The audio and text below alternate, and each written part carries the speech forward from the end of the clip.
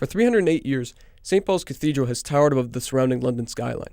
During that time, it has become a world-famous landmark visited by hundreds of thousands of people each year. What I didn't expect upon our arrival, however, was just how much the English people revered the sacred monument.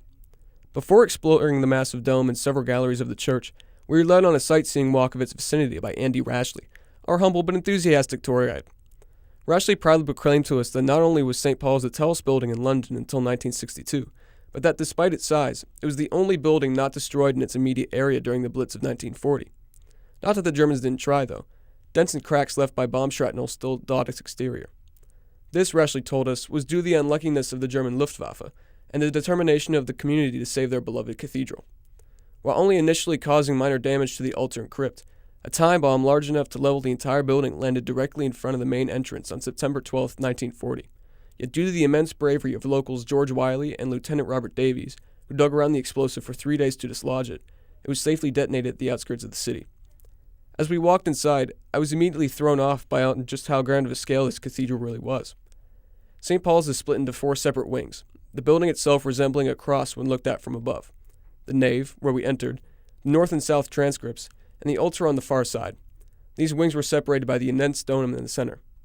Below the nave lies the crypt, the sacred burial ground for thousands of elites in English society for hundreds of years, including the Duke of Wellington, Lord Admiral Nelson, and legendary architect and designer of St. Paul's, Sir Christopher Wren. While impressive, it's what lies above the first floor that is truly astonishing.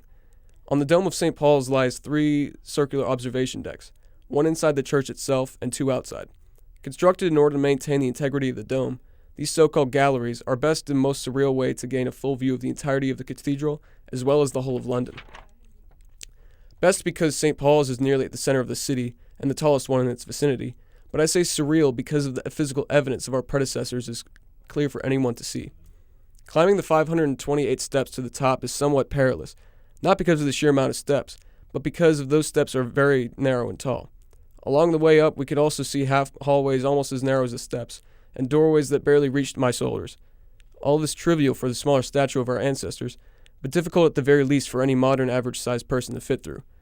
When we finally reached the top, we were greeted by one of the greatest sights I'd ever seen. I could see London stretch for what seemed like miles in every direction, from the silver shine of the Millennium Bridge to the London Eye to the Gherkin Building. What truly made it special, however, was the knowledge that not only had millions of other people from around the world been where I was just standing, but they had all stood at this spot and seen this great city change and evolve over the years while St. Paul's remained the same.